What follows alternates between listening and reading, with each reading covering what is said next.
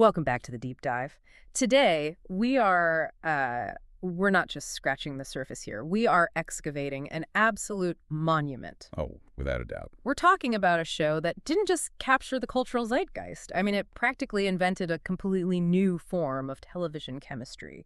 We are talking, of course, about Breaking Bad. Yeah, it's really rare that we get to look at a piece of media that is so universally acclaimed, yet so deeply complex in its morality. It is a crime drama, yes, but to call it just a crime drama feels like a total disservice. Right. It's really a tragedy in the classical sense, a complete morality play where actions have inescapable consequences. Exactly. And look, I think we can skip the standard, high school teacher cooks meth elevator pitch. If you are listening to this deep dive, you know who Walter White is. You know who Heisenberg is. You definitely do. What I really want to unpack today, the mission for this deep dive, is how a premise that sounds like a bad joke or maybe a dark comedy sketch, how that morphed into one of the most significant evaluations of the human ego in modern history. That is the core question. Because, honestly, on paper, this show should not have worked. No. It shouldn't have been made. And frankly, we shouldn't have rooted for the protagonist for as long as we did. That is the part that always gets me, the absolute complicity of the audience. But before we get to the psychology of the viewer, I think we need to go back to the chemistry of the creation itself. Oh, the origin story. Yeah, because I was looking through the notes on the origin of this series, and it is actually kind of terrifying how close this show came to just never existing at all. It hangs by a thread. I mean, you have Vince Gilligan, who had come off The X-Files, and he's in this period of unemployment. Right. And the spark wasn't some grand artistic vision about the American dream gone wrong. It was literally a joke about desperation. Yeah, he's talking to Thomas Schnauz, another writer, and they're just, complaining about the industry, joking about their unemployment. Yeah, they're joking that the only way to actually make money is to buy an RV and put a meth lab in the back. Which is the classic, I'm broke, maybe I should turn to crime joke that basically everyone has made at a bar at some point. Totally. But Gilligan actually wrote it down. And that little seed grew into something very specific. He had this goal that was actually quite revolutionary for television at the time. The Mr. Chips to Scarface thing. Exactly. He called it the Mr. Chips to Scarface transformation. We hear that phrase a lot now, Mr. Chips to Scarface, but I think we really take for granted how incredibly risky that was in, 2005 or 2006? It was completely unheard of. If you look at the history of television, the entire medium was built on what we call self-imposed stasis. Self-imposed stasis. Right. Think about Gunsmoke or MH or Law and Order. You want to be able to tune in whenever. Exactly. Even The Sopranos, to a degree. You need the main character to be completely recognizable in season 10 as the exact same person they were in the pilot. Because that's how syndication works? That's how you sell ads. You definitely don't want the sheriff to suddenly become the villain halfway through the run. Because if the sheriff becomes the villain, you break the engine of the show. You just can't solve the crime of the week if the detective is the one committing them. Precisely. But Gilligan wanted to design a show that was finite. A show where the entire point was the metamorphosis. Reactive change. Yes. He wanted to document the chemical reaction of a man's soul-changing states.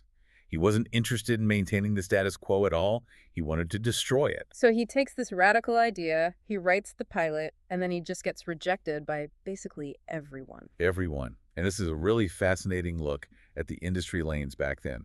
Showtime passed. Right. HBO passed. TNT passed. The Showtime rejection is the one that really fascinates me, actually, because they had weeds at the time. That was exactly their reasoning. They said, we already have a show about a suburban parent selling drugs to support their family. Which, okay, on the surface is technically true, but tonally. I mean, Weeds is a satire, it's a dark comedy. Breaking Bad is, I don't even know what you call it initially. It's incredibly grim. It's an existential Western. But networks are incredibly risk-averse. Yeah. They saw the drug-dealing parent box was checked, so they just moved on. And then there's FX, because they actually bought the script, right? They started discussions, yeah. It really looked like it was going to happen at FX. But then the executives had to make a choice between Breaking Bad and a show called Dirt. Dirt. Starring Courtney Cox. I vaguely remember that. It was about tabloids, right? It was. And they chose Dirt. It just goes to show you that quality isn't always the deciding factor in Hollywood. Yeah. Sometimes it's star power. Or just what the network thinks is hot at that exact moment. So Breaking Bad ends up at AMC almost by default. Pretty much. Yeah. AMC was known for classic movies back then, not original programming. aside from Mad Men, which was really just starting to find its footing. So it lands at AMC, and now we have to talk about the setting. Because when I close my eyes and think of Breaking Bad, I see the desert. Like wide open spaces. I see the Sandia Mountains. I see that specific yellowish filter. But none of that was the original plan. No, not at all. Yeah. The script was actually set in Riverside, California. It was supposed to be the Inland Empire. Which makes a lot of sense for a meth story, honestly. It totally does. But Sony, the production studio, came to Gilligan and said, look, New Mexico has a 25% tax rebate. We need you to shoot there. Financial incentives driving art. Always. But this is where the genius comes in. Gilligan didn't try to make Albuquerque look like Riverside. He didn't try to frame the shots to hide the mountains. He embraced it. He realized that if he turned the camera east, he had this massive, mythic landscape right there. It fundamentally changes the genre, doesn't it? Yeah. I mean, if you shoot in Riverside, it's a gritty suburban drama. But if you shoot in the New Mexico desert with those incredible wide horizons, it becomes a Western. Exactly. It becomes a neo-Western. The isolation is palpable. In a California suburb, you're always watched by neighbors. In the desert, you are completely alone with your morality. Those wide-angle shots that just dwarf the RV in the middle of nowhere. That's visual rhetoric. It literally says, there is no law here. There is only what you decide to do. It's absolutely amazing that a budget line item created the show's most iconic visual signature. But speaking of happy accidents, we really have to talk about the writer's strike of 2007 to 2008. This is probably the single most important event in the show's entire history, narratively speaking. Explain that for the listener, because usually when we talk about strikes, they kill shows. They don't save them. Right. Well, season 1 was supposed to be 9 episodes. The strike cut it short to 7. Now, Gilligan had a major plan for that finale of episode 9. He wanted to be ballsy. He was planning to kill off a major character just to stake his claim and show the audience he meant business. And that character was either Hank Schrader or Jesse Pinkman. Most likely Jesse. Okay, let's just pause on that for a second. Can you imagine the show without Jesse Pinkman? It would be a fundamentally different series. If Jesse dies in season 1, Walt is he's just a monster. Or maybe a victim seeking revenge. Right. Jesse provides the heartbeat. He's the one who actually suffers. Walt schemes. But Jesse feels everything. Without Jesse, you lose the odd couple dynamic. You lose the entire father-son proxy war. You lose the moral counterweight. But because the season was cut short by the strike, they couldn't film that death scene. Thank goodness. And during the break, Gilligan watched the dailies. He saw the incredible chemistry between Bryan Cranston and Aaron Paul. It's that lightning in a bottle you just can't plan for. He realized that killing Jesse would be a colossal mistake. The strike forced them to slow down. It forced them to let the characters actually breathe rather than rushing to a shocking plot twist. It proves that sometimes external constraints save writers from their own worst impulses. It gave them the time to realize what they actually had on their hands. So we've got the setting, we've got the lucky breaks with the strike. Now let's move into section 2 and talk about the man himself, Walter White. Casting Bryan Cranston seems so obvious to us now, but at the time, this was a massive gamble. A huge gamble. To the executives at AMC, Bryan Cranston was just Hal from Malcolm in the Middle. He was a goofy, roller-skating, frantic sitcom dad. I can honestly see why they were hesitant. It's hard to see the intense danger in Hal. They wanted a movie star. They wanted John Cusack. They even wanted Matthew Broderick. I'm sorry, but Matthew Broderick is Heisenberg, Ferris Bueller saying, "Say my name." It just does not work in my head at all. It would have been a completely different energy. But Gilligan had this card up his sleeve. He had worked with Cranston on an episode of The X-Files called Drive. I've actually seen this episode. Cranston plays a guy who basically has to keep driving Wes at high speeds or his head will explode. Right, but the character, Crump, is a virulent anti-Semite. He's nasty, he's incredibly mean, but the role required the audience to somehow feel bad for him when he inevitably dies. Which is a tough tightrope to walk. Gilligan realized that Cranston had this completely unique ability to be loathsome and sympathetic simultaneously. And that right there is the secret sauce of Walter White. It is the underlying humanity that makes the entire tragedy work. If Walt is just a mustache-twirling villain from day one, we tune out. We need to see the desperate father. We need to see the guy who just wants to leave something for his kids. Cranston brought that warmth, which made the chilling moments later on so much worse. And he transformed physically for this, too. This wasn't just acting from the neck up. No, not at all. He gained 10 pounds to look a bit softer, a bit doughy. He dyed his hair brown to look completely unremarkable. He worked with the costume designer to pick these drab The colors. greens and the He beiges. wanted to look like part of the wallpaper. And we cannot forget the mustache. The dead caterpillar, as he called it. It's so pathetic. It really is. It practically screams impotence. That was the exact point. Walt at the beginning is a man with absolutely zero agency. He's overqualified, underpaid, scrubbing cars at the car wash to make ends meet, and literally being laughed at by his own teenage students. The mustache was the physical symbol of a man who had completely given up. So you have Cranston anchoring the show with this incredible nuanced performance. And then you have Aaron Paul as Jesse. Who, as we said, was never supposed to be the co-lead. He was just a former student, a lost soul. Aaron Paul brought this incredibly frantic, nervous energy to the screen. But he also brought a really deep vulnerability. Yeah.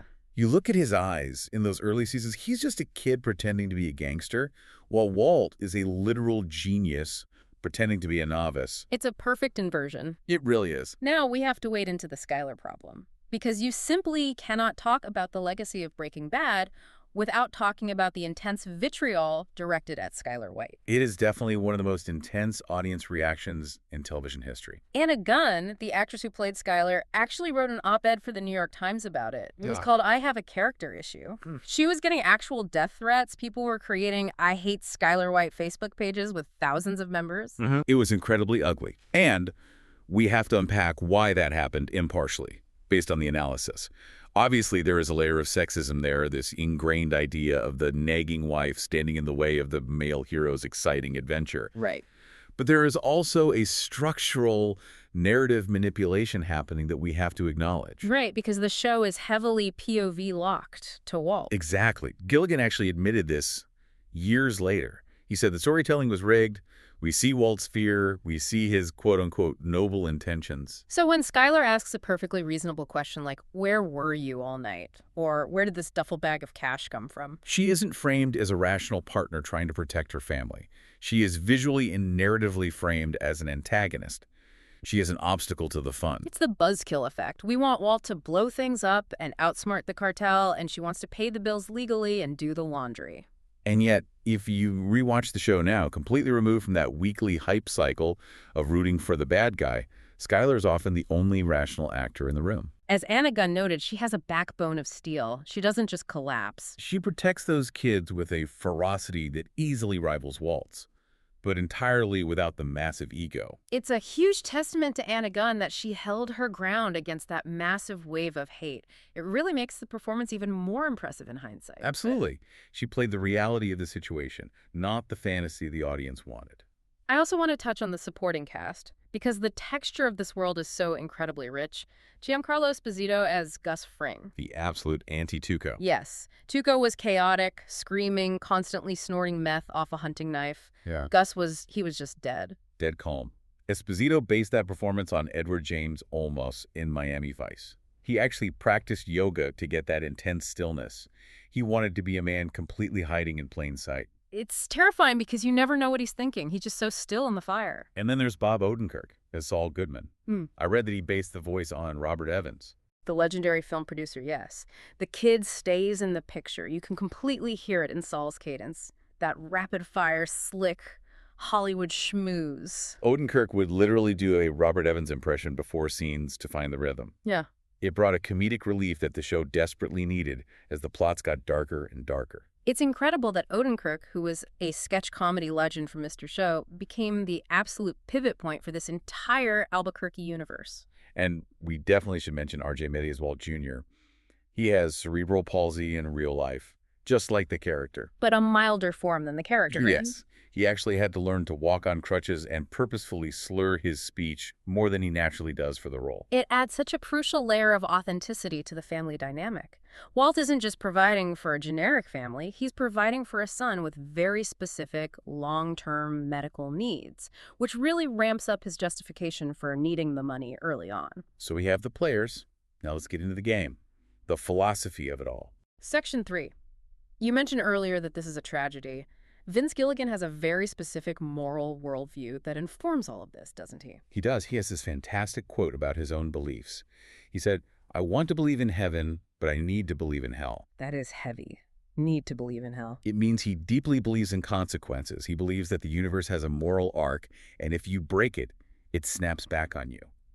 Wrongdoers must be punished. This isn't a nihilistic show where everything is random. It's a show entirely about karma. But it's a very specific kind of karma. It's not immediate lightning bolts. No, it's slow, but it is entirely inevitable. The central question the show constantly poses to you is about the nature of evil. Is Walt bad because of his actions? Is he bad because of his motives? Or was the badness always in him, just waiting for the right catalyst? There's the classic comparison to Tony Soprano. Tony was born into the mob. He didn't really have a choice, in a way. Tony Soprano was born in darkness and actively refused the light. Walter White lived in the light. He was a teacher, a father, a law-abiding citizen, and he actively chose the darkness. He walked into it with his eyes wide open. And I think we can pinpoint the exact moment he made that conscious decision. It's not the pilot episode. It's the gray matter offer. Oh, absolutely. This is the Rosetta Stone of Walter White's entire psyche. For listeners who might have forgotten the exact details, in Season 1, his old partners, Gretchen and Elliot Schwartz from Gray Matter, they offered to pay for his cancer treatment. They offer him a job. It is a complete golden parachute. It is the solution to every single one of his problems. His family is provided for, he gets the best medical care, he gets his dignity back in the scientific community. He says no. He says no. And that is the exact moment the show stops being about a desperate man doing what he has to do to survive and starts being about an incredibly prideful man doing what he wants to do. It was never actually about the money or the family. It was always about the ego. He felt cut out of Gray Matter years ago, which was his own fault, by the way, for walking away, and he just couldn't stand the idea of taking charity from them. He would literally rather cook meth and kill people than say thank you to his ex-girlfriend. That intense pride connects directly to the finale. The confession scene with Skylar in the kitchen. I did it for me. That line gives me chills every single time. It's the moment the whole lie collapses. He finally admits to her, I did it for me. I liked it. I was good at it. It brilliantly deconstructs that provider archetype that toxic masculinity relies on so heavily. Dus Fring uses that exact archetype as a weapon against Walt. Remember when he manipulates Walt by telling him a man provides? And he does it even when he's not appreciated or respected or even loved. It sounds so incredibly noble when Gus says it. It's seductive. But it's a trap. It's a convenient way to justify absolute monstrosity. Walt latches onto that because it allows him to feel like a martyr and a hero while he's literally dissolving bodies in acid.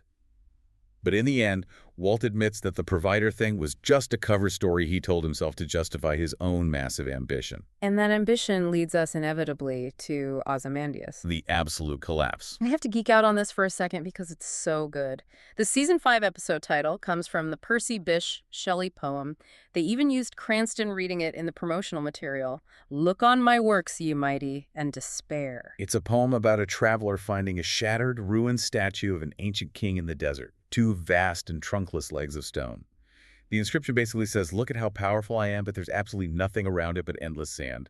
The empire is completely gone. And that is exactly what happens to Walt in that specific episode. It is a perfect one-to-one mapping. He has his literal barrels of money, his works buried in the desert. But what actually happens, Hank is killed. Jesse is enslaved. His family is completely destroyed and terrified of him. He loses everything that gave the money meaning in the first place. There's that incredible shot of Walt falling to the ground in the desert in slow motion. He looks so small against the landscape. He is the fallen king of kings. It perfectly encapsulates the theme of the futility of hubris. You can build a massive empire, but time and sand conquer absolutely everything. It really elevates the show from a pulpy crime story to a true literary tragedy. It really does. Now let's pivot from the literary themes to the literal mechanics, the science and the craft. Section 4. This is a show about a chemistry teacher. How much of the science was actually real? More than usual for television, but definitely less than you might think. They had a real advisor, Dr. Donna Nelson. She's a chemistry professor, and she vetted scripts and actually drew the accurate chemical structures on the whiteboards. So the jargon was right. But what about the blue meth, the famous blue sky? This is the single biggest scientific liberty they took in the entire run. Break it down for us. Why can't it be blue? Because pure methamphetamine is a crystal. It should be totally clear or white. If it's blue, that inherently implies an impurity. So if Walt is making the purest product ever recorded, 99.1%, it should logically be perfectly clear. Exactly. The blue color was purely a creative liberty, a marketing gimmick by the writers. They needed a very clear visual signifier so the audience could instantly recognize Walt's meth versus the generic street meth. Yeah. It's brilliant for television, but chemically, it makes absolutely no sense. And then there's the manufacturing method itself. They actually depict two different methods on the show. Which is historically accurate to how real-world meth production evolved over time.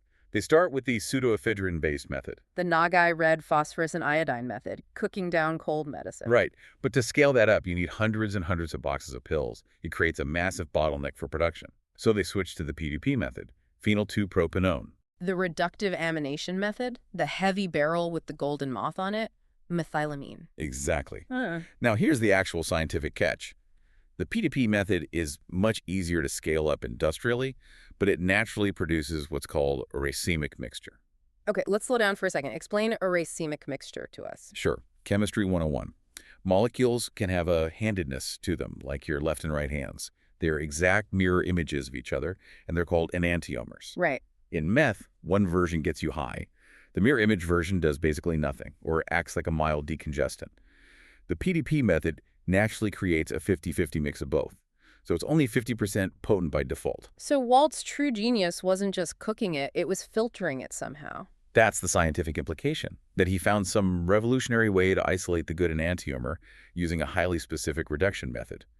The show smartly glosses over exactly how he does that because, well, they understandably don't want to give a literal step-by-step tutorial on how to make super potent cartel meth. Probably a very responsible choice by AMC.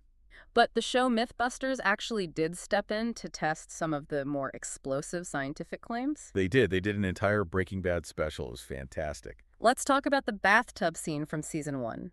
Jesse tries to dissolve Emilio's body with hydrofluoric acid in a ceramic bathtub. It melts the tub, melts the wooden floor, and drops the whole gruesome mess into the hallway downstairs. It's an incredibly memorable, visceral scene. But Mythbusters completely busted it. Hydrofluoric acid is nasty, dangerous stuff, but it is impossible for it to eat through a ceramic bathtub and a solid wood floor that quickly. So it wouldn't happen like that. It'd take a very long time, and it wouldn't be anywhere near that dramatically destructive to the floorboards. Good to know. And what about the mercury fulminate? This is the famous scene where Walt goes to Tuco's office, throws a little crystal on the ground, and violently blows out all the windows. This is not meth. Oops. Iconic moment.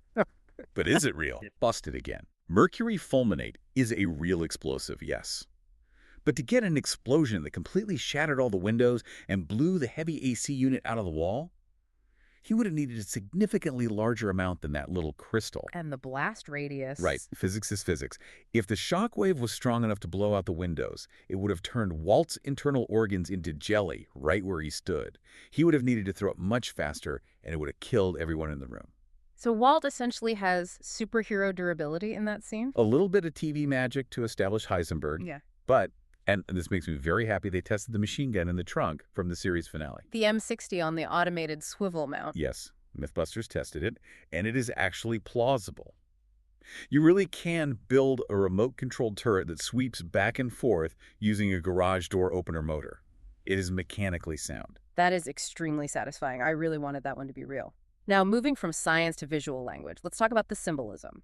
Because Vince Gilligan absolutely loves his motifs. The pink teddy bear. It falls from the sky into Walt's pool in season 2. It's missing an eye. It's a brilliant harbinger. It represents the innocent lives completely destroyed by Walt's actions. The plane crash was a direct result of Walt letting Jane die.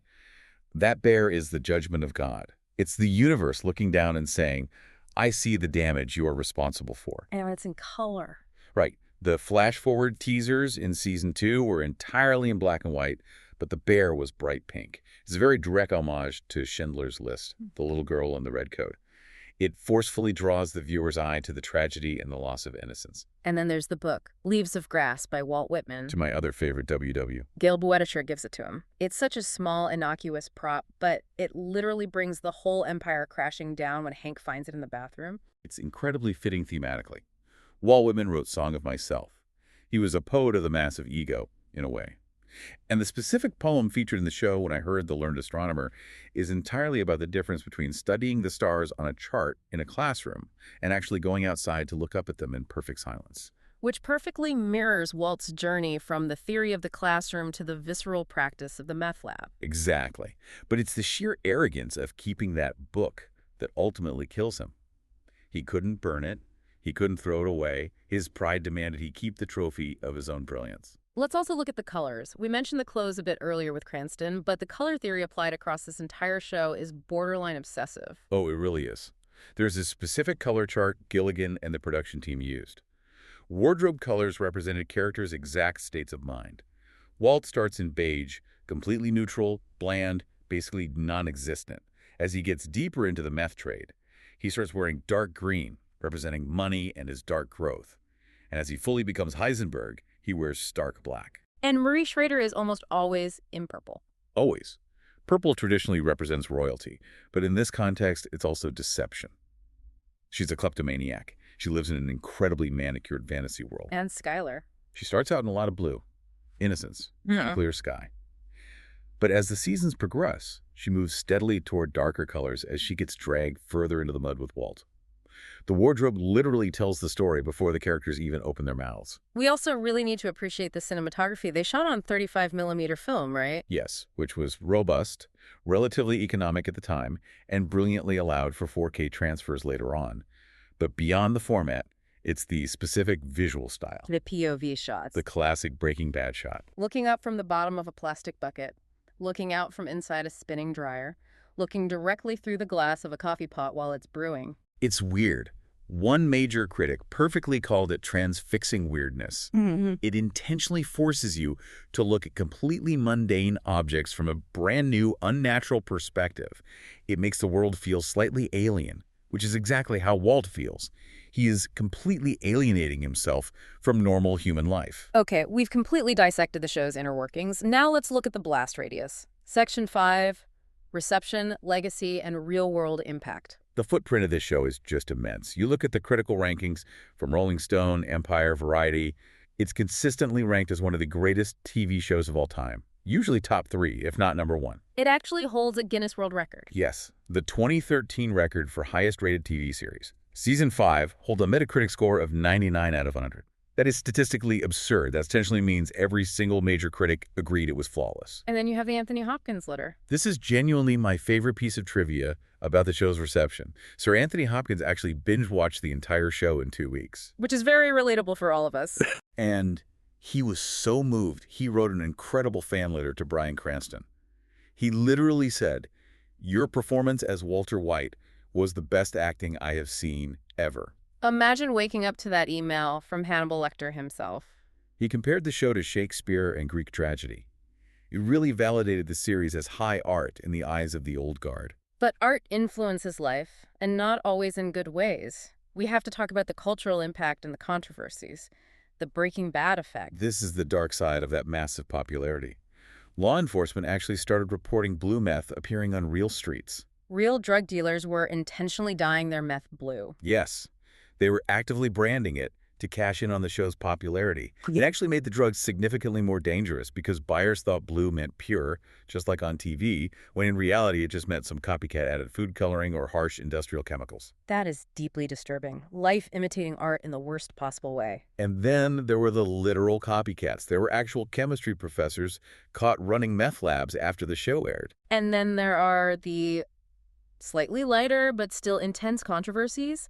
The Toys R Us saga. Oh, the action figures. Right, Toys R Us was selling a Walter White action figure. He came with a little tiny bag of blue crystals and a little plastic duffel bag of cash. And a Florida mom was walking down the aisle and thought, maybe this isn't appropriate for a children's toy store. Which, to be completely fair, she has a valid point. It's a toy of a ruthless murderer selling narcotics next to the Lego sets. She started a petition. Toys R Us quickly pulled them from the shelves. Bryan Cranston, being the joker he is, tweeted, "I'm burning my Florida mom action figure in protest." But the fans are intense. We have to talk about the pizza throwing. The pizza on the roof. Set the scene for us real quick. Season 3, Walt brings a massive Dipping Sticks pizza to Skylar as a peace offering. She locks him out of the house. In a fit of petty rage, he throws the pizza. It sails perfectly out of the box and lands flat on the garage roof. And that was one take, right? One single take. Cranston couldn't have done it again if he tried all day, but the fans thought it was the most hilarious thing ever. So they started traveling to the real house in Albuquerque, where a real, very normal lady lives, and actually throwing large pizzas on her roof. It became a weird pop culture pilgrimage. It became an absolute nightmare for the homeowner. She had to put up a huge iron fence. Vince Gilligan actually had to go on a podcast and publicly beg people to stop doing it. He said there is nothing cool or funny about throwing a pizza on a lady's roof. It really shows how the line between fiction and reality blurred for people. They just desperately wanted to physically participate in the meme. And Albuquerque has had a very complicated relationship with the show because of that intense fandom. On one hand, it brought millions of dollars in tax revenue and a thriving film industry to the state. On the other hand, it inextricably linked the city to meth production in the global consciousness. But they did lean into it eventually. They put up statues in 2022. Yes, bronze statues of Walt and Jesse at the Albuquerque Convention Center. Which naturally caused quite a stir. It did. It's important to note the differing views here. Some conservative politicians and radio hosts strongly criticize the move, arguing that erecting monuments to fictional drug dealers glorifies crime and sends the wrong message to the community. Right. On the other side, the mayor defended the statues, arguing that it wasn't about glorifying drugs at all, but rather acknowledging the massive positive economic impact the production had on the city, putting Albuquerque on the map for tourism and film. It's very similar to the debate people have about the statue of Rocky Balboa in Philadelphia, just with significantly more moral baggage attached. Exactly. It's a complex civic issue. And the universe didn't just end with Breaking Bad. It expanded into a massive franchise. We got Better Call Saul. Which is an absolute miracle of television, and prequels are almost always bad. But Better Call Saul might be just as good, if not better, depending on who you ask in the fandom. It's definitely a different kind of show. It's quieter, more legal drama. But it proved the incredible depth of that writing team. And El Camino, the sequel movie, which finally gave us actual closure for Jesse's character. Plus the Spanish language adaptation, Metastases. Yes. So, as we hit the outro and wrap this up, we've looked at the production miracles, the phenomenal acting, the science, and the massive real-world legacy. We've traced the journey of a desperate chemistry teacher turning into a tragic figure of absolute hubris. A complete transformation. But I want to leave the listener with a final provocative thought. We talked about the ending we got. Walt dies in the lab. He lovingly touches the stainless steel equipment. He falls over. The camera cranes up, and the song Baby Blue plays. A very clean, structurally satisfying ending. But is it too satisfying? That is the ultimate debate among critics. The writers actually heavily considered an alternate ending, a much, much darker one. Tell us about that alternate ending. They toyed with the idea that Walt would be the only survivor of the entire ordeal, that Skylar would commit suicide or be killed, that Walter Jr. would die, that the baby would be lost, and Walt would be left standing in the ashes, completely alive with all of his bloody money. Oh, wow. That sounds unbearable to watch. It would have been a true punishing Greek tragedy, the ultimate karmic retribution, living forever with the complete void he created. Instead, the ending we got lets him tie up loose ends. He gets to save Jesse. He gets to violently kill the Nazis. He manages to leave the money for his son through Elliot and Gretchen.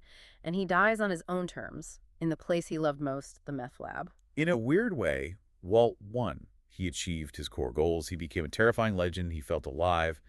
And he died right before the handcuffs clicked. So the question I have for you listening right now, something to mull over, is, did the show let Walter White off the hook too easily? Did we, the complicit audience, get the satisfying action movie catharsis we wanted, rather than the brutal punishment Walt actually deserved for the pain he caused? I think that's exactly the question Gilligan wants us all to ask ourselves. Is a good death really redemption? Or is it just one final, brilliant manipulation by Walter White? Definitely something to think about next time you see a blue crystal or rewatch the pilot. Keep an eye out for that pathetic, dead caterpillar mustache and really watch the color theory unfold. It changes how you view the whole series. Well, thanks for going deep with us today. It's been an incredible ride unpacking this masterpiece. A completely wild one. We'll catch you on the next deep dive. Keep looking up at the stars, not just the charts.